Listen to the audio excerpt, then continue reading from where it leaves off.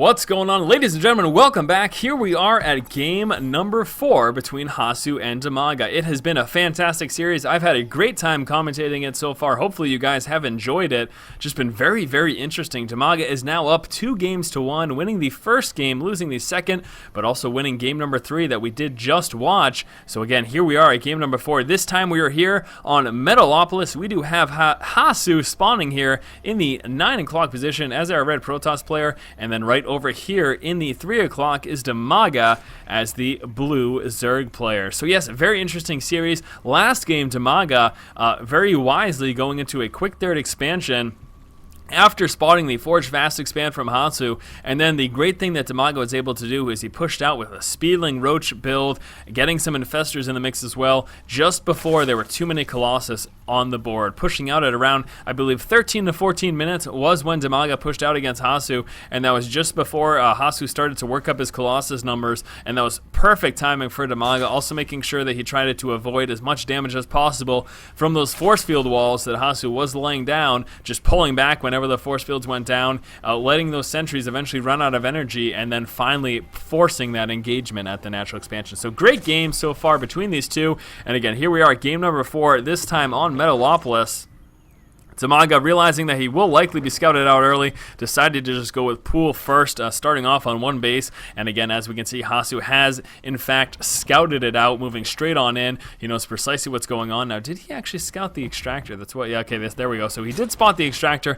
That is certainly very important intel for him. Now he knows that DIMAGA will be coming out with those Speedlings a little bit earlier than he kind of would otherwise. We can see right now the Overlord's pushing out across the map here for DIMAGA. Will be moving straight outside of Hasu's base, and this will allow them to eventually move out with some secondary scouting, pushing on in to scout whatever Hasu has for the tech as well as production buildings as we move into the middle stages of the game. Now, I would not be too surprised if we saw a 1-gate expand from Hasu, either that or a 3-gate expand. Both those things very probable, very likely, unless he decides to kind of go one base all in. But given the nature of the first 2 games being so macro focused, I would be very, very surprised if that happened. Both these players just seem to be comfortable with going mid to late game play, not really trying to go for any kind of cheesy one-base all-ins or anything like that. And that's nice to watch. I like aggression sprinkled in there as well, and I would have to say, so far in all of these games, there's been very little early game aggression, and I'm not talking about the all-ins, but just even pushing out with a couple of units and trying to do a little bit of damage. That's something that I would like to see more of, but still, really can't complain about the macro games. They really make for great large engagements in the middle and later stages of the game, and that's certainly wonderful to watch and commentate as well. Can see right now the one Zealot is up, coming out with the Stalker. As mentioned in the map on the game on dual sites, that Stalker early game can get a little bit of map control, and we're really gonna have to keep an eye as to what Hasu is doing. But again, I would not be surprised if he's just gonna end up going 1-gate expand, and it looks like that may very well be the case, because here comes a probe right now, moving on down. We'll be dropping down a pylon on the corner here, and then should be moving to drop the Nexus right over here. We can see right now Stalker moving out to try to get a little bit of scouting done and see if he can spot the Zergling, and here comes DIMAGA's Overlords. This one will actually be moving right on into this position, and again, this will be used for secondary sacrificial scouting. Also, trying to spot if we do see any Phoenixes or anything like that. This will give DIMAGA an advance warning that something like that is coming. DIMAGA's expansion is just about to pop right now, moving down with his queen. Also has dropped a creep tumor to try to connect those 2 bases. We will be seeing him pull down with some of these workers to try to saturate that natural expansion. Also, that metabolic boost will be finishing in just one moment. Now, will DIMAGA, after scouting this, and here comes a scout right now with that Speedling, after scouting that, will we see him move into his third? That's the big question. We will be seeing another gateway, probably formulating a gateway wall here, allowing him to prevent those Speedlings from doing too much damage. And again, the question is, will DIMAGA stick on 2 and try to push, or will he try to move into his third? We're actually seeing another queen come down over here for DIMAGA, doing some creep spread, and that's kind of implying to us, looks like DIMAGA may be coming out with a third, because he is looking to connect these bases a little bit sooner. Now, how many queens is he sitting on? Yeah, he is already sitting on 3 queens. He is also coming out with a Roach Warren right now. Speedling will be keeping up this scouting here. Again, he just wants to make sure that this gateway is actually going to finish. He really wants to be certain that this, I'm sorry, not the gateway, what am I talking about? He wants to be certain that this Nexus is going to finish. Absolutely 100%. He needs to know that this finishes so that he knows that he's not dealing with some sort of a 5-gate, 1-base push. I talked about this in the past. Canceling off this Nexus is certainly a possibility as a Protoss player, and then that could allow you to push out with a very strong push against a Zerg opponent, and especially if DIMAGA moves into his 3rd expansion, that'd be a huge problem. So here we go, Zergling trying to confirm, and there it is. The Nexus is up, it is complete, so now he can take a sigh of relief and likely move right into his 3rd. And there it is. Look at that. He's just about to move into his 3rd, and never mind, actually decides to drop the extractor. It looked like he was pulling down with that 3rd for that, but I think he's just waiting a little while longer. He's droning up so very hard, though. Look at that. 11 drones coming out. Here comes an additional hatchery as well, and here we go, connecting these bases. So preparing right now to move on into that 3rd. I really want to see him actually come down with it, though. Again, we can see the in-base hatch over here, but he really could use that 3rd right now, especially given that we do have Hasu over here on his natural expansion as well. It's got a total of 4 gateways up right now, also working out this level 1 weapons upgrade. We do have a Phoenix moving out to try to get some scouting information. He is checking that 3rd. He does want to know if DIMAGA has moved up. Spotting that drone is going to tip him off to the fact that, hey, that 3rd is coming. He's also going to spot all of this creep spread connecting those bases together.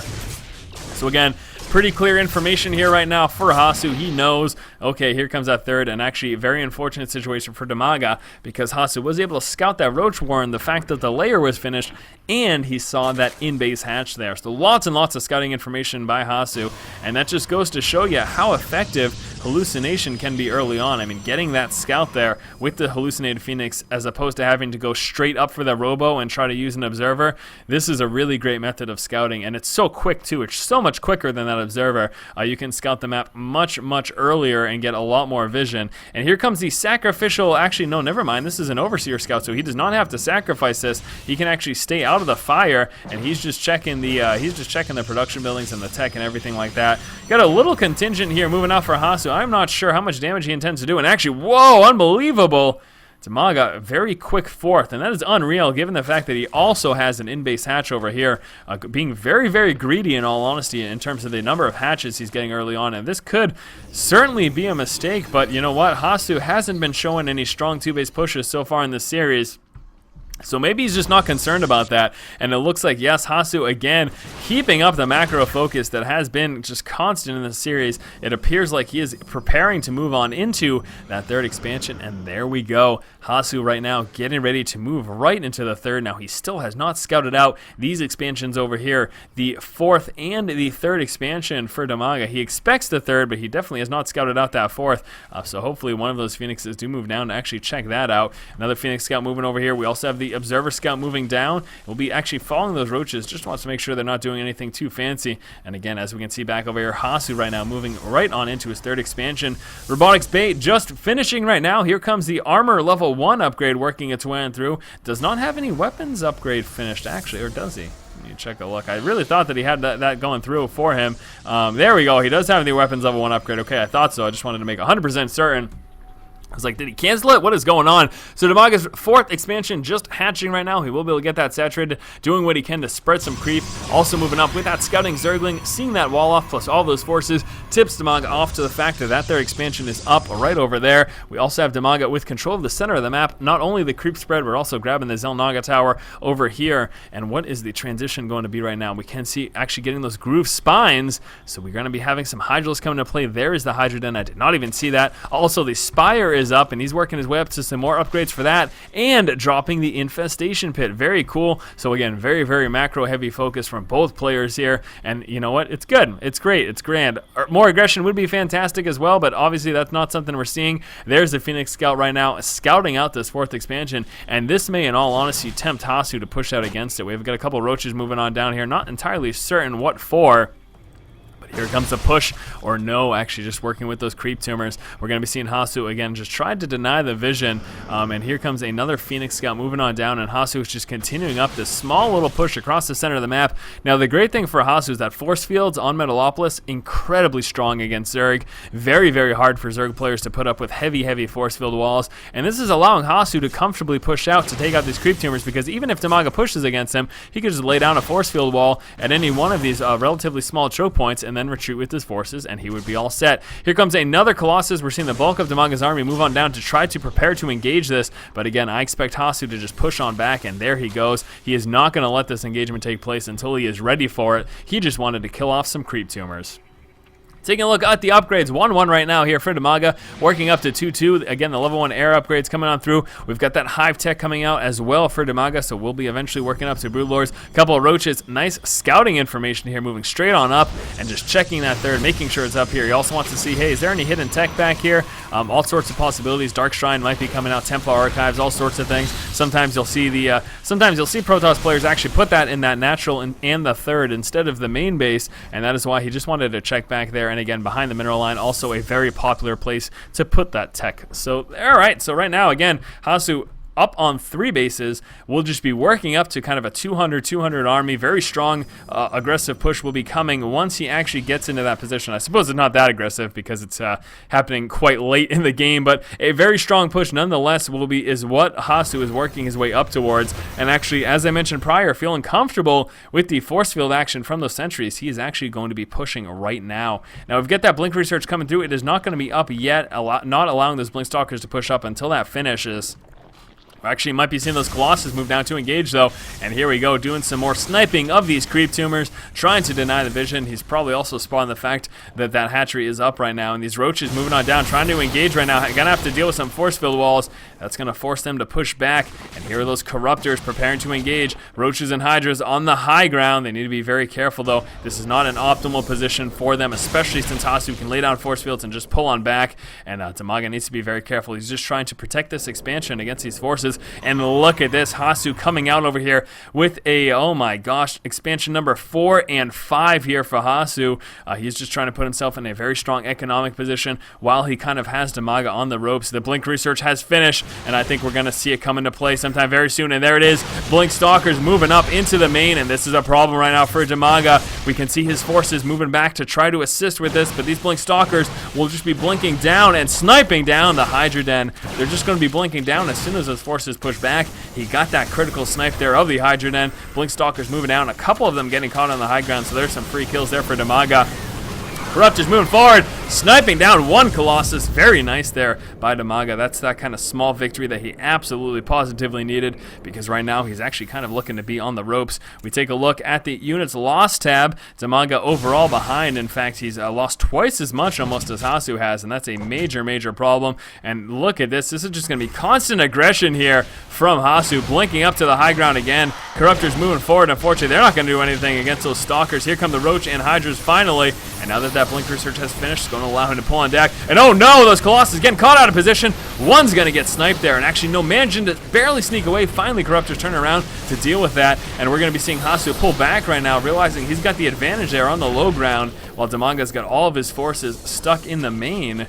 And Hasu just kind of playing with DIMAGA right now. And again, I'm really concerned for him. Still losing so many more resources. We're going to be seeing some Broodlords finally come into play right now. Those are getting morphed in right over there. But automatically, Hasu, you can see right now, he's actually just pulling away.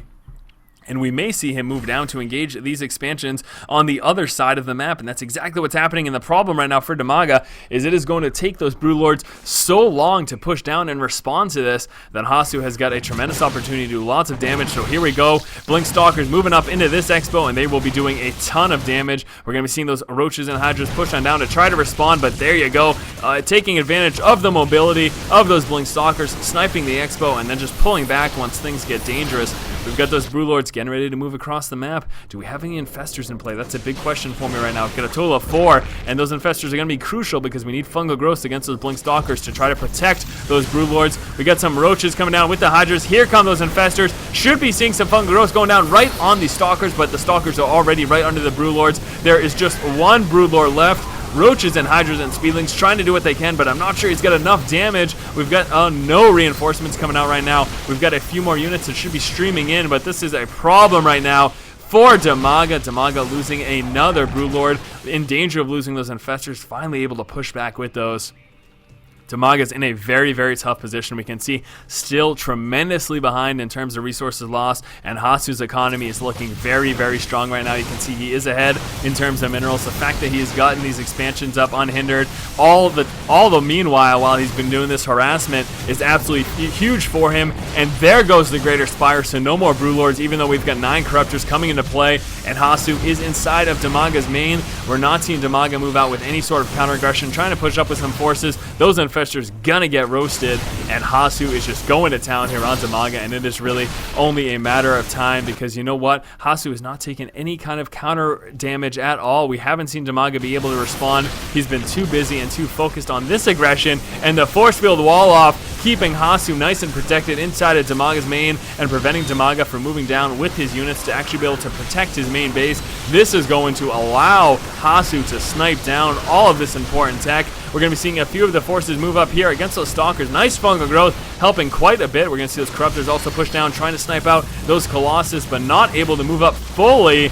And again, just DIMAGA is so far behind. I'm really surprised that he's still in the game. He just wants to see if he can take out these forces and try to save himself, even if it's just a little bit. But there's been some crucial losses there for DIMAGA. And Hasu right now just kind of, I don't know, it doesn't seem like he's trying all that hard. There we go, finally pushing back to engage. Those Colossus were sitting idly for so very long, maybe just waiting for some more Blink Stalkers to come into play, but we're seeing overwhelming forces at the moment here. Hasu sitting with 91 army supplies opposed to the 36 of DIMAGA, and there it is, guys, the GG. Alright guys, there it is, game number 4. Moving on to game number 5 in just one moment. Another macro-focused game here. Hasu was able to stay constantly aggressive for about the last half of the game while having his expansions up and unhindered. This put him in a tremendous economic lead, plus sniping some major tech forced the GG from DIMAGA. Alright guys, thank you for watching. Game number 5 coming in just one moment. If you like the content, please subscribe. Thanks again. Keep watching and keep owning.